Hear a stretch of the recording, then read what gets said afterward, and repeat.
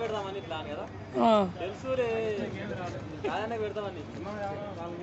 రాజన్న నేను శ్రవణ్ని ఆర్టిస్ట్ని ఏం లేదు వరకు తీసుకుంటాను అన్న పోతుంది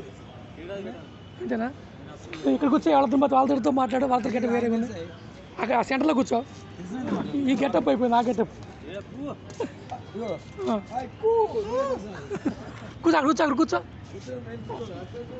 కూర్చోండి వైజాగ్ ఇండస్ట్రీ ఇప్పుడు వైజాగ్లో ఉంటున్నాను ఒక్కరోజుకి పొద్దున సాయంత్రం ఈ టైంకి ఒక షాట్ పొద్దున ఒక షాట్కి వచ్చాను వైజాగ్ మధ్యాహ్నం తీసుకెళ్ళి పడుతుంది కానీ మమ్మల్ని ఏం చేంజ్ అదే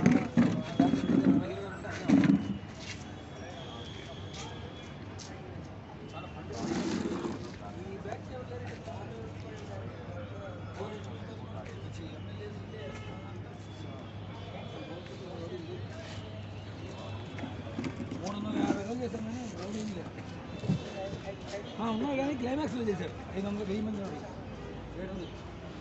అలా తీసుకురావాలి